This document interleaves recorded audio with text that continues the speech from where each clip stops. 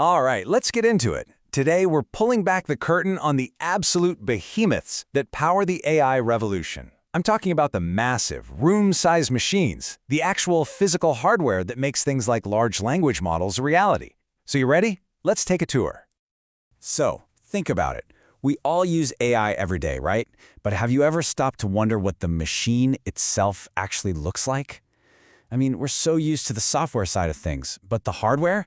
That's this whole hidden world of mind-blowing engineering.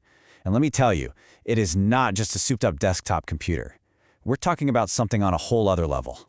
So, today, consider this your all-access pass. We're going on an architectural tour inside one of the most powerful AI systems on the planet. We're going to break down exactly how these incredibly complex systems are built, how they're powered, and maybe most importantly, how they're kept from literally melting. Let's dive in. Okay, so first up, inside Google's AI engine. We're going to start with the big picture here, the 30,000-foot view. Before we get into the nitty-gritty, you got to understand the whole ecosystem these machines operate in. So, what you're looking at is called an Ironwood Superpod, and I want you to try not to think of it as just one computer. No, think of it more like an entire factory, a massive data center scale factory, where every single machine is humming along, working together on one single colossal task, training a massive AI model. It is a supercomputer, but one purpose-built for AI. And just like any factory, this one has a few key building blocks. You've got your Ironwood TPU racks. Those are the brains of the operation, doing all the heavy thinking. Then you have the OCS racks, which are kind of like the central nervous system or the network hub, making sure everyone's talking. And finally, the CDU racks. Those are the super important cooling systems that, keep the whole place from going up in flames. So how do all those brains talk to each other? Well, that's where something called the ICI, or Inter-Chip Interconnect, comes in. And let's be clear, this is not your home Wi-Fi. This is a crazy fast private network. Think of it like the system's central nervous system. It lets thousands and thousands of chips talk to each other so fast that they basically act like one giant single brain. It's pretty incredible. And the result of all this? Well, the numbers kind of speak for themselves. We're talking about a performance leap of anywhere from 1.5 to 10 times across the board. In processing power, in data bandwidth, everything. That's not just a small step up. That's a massive, massive generational jump in capability. All right, next up on the tour, we're zooming in. We're going from that big factory view down to the single most important machine on the line, the Ironwood Rack itself. Let's unbox this thing.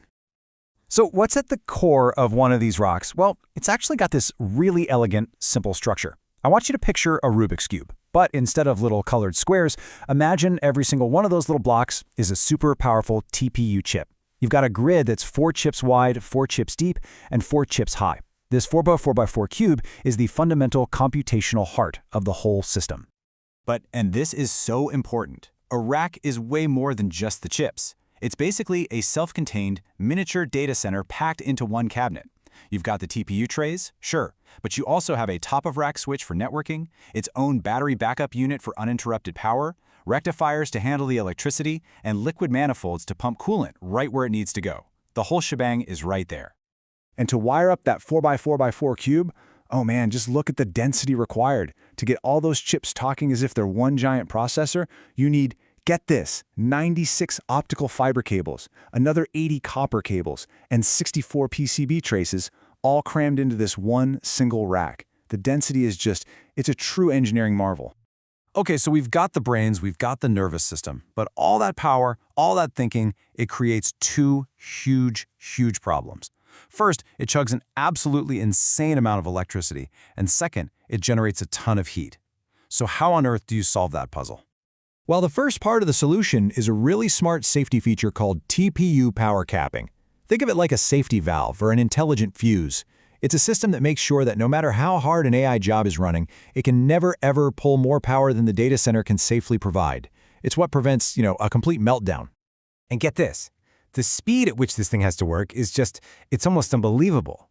When a power capping command comes through, the entire rack has to respond in less than 15 milliseconds. To put that in perspective, the blink of an eye is about 100 milliseconds. This is happening multiple times in the span of a single blink.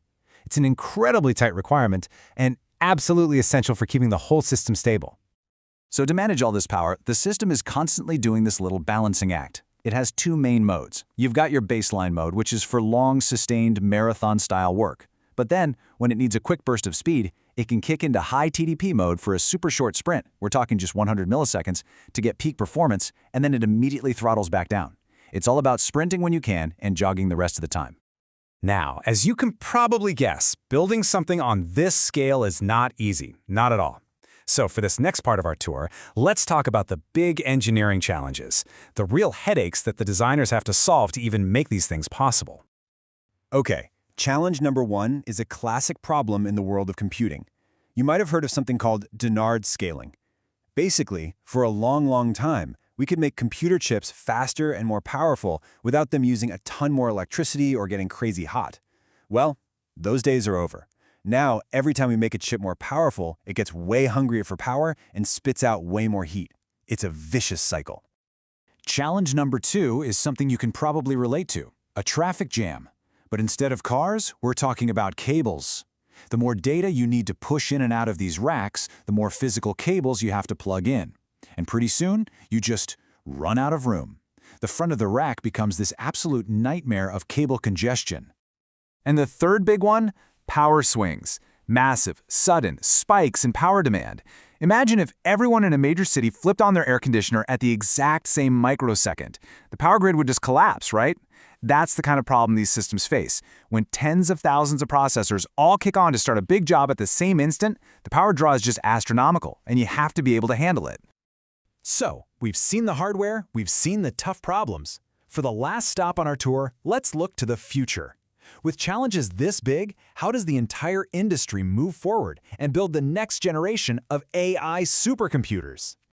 And what's really interesting here is that the answer might not be what you'd expect. It's not about one company solving these problems behind closed doors in some secret lab. Nope, the path forward seems to be all about collaboration, about the entire industry working on this together. And that opens up some really cool opportunities. Things like, hey, what if we all agreed on some industry-wide standards for what an ML rack should look like? What if we developed shared infrastructure that everyone could build on? And what if we were more open about sharing what works and what doesn't when it comes to deploying these things? That kind of teamwork could really push the whole field forward way faster. And that really leaves us with a pretty big, thought-provoking question, doesn't it? If the hardware, the very foundation of AI, becomes more standardized, more of a commodity, does that level the playing field? Could it mean that the next massive, world-changing breakthrough in AI doesn't come from one of the usual tech giants, but from a startup, a university lab, or, from anywhere?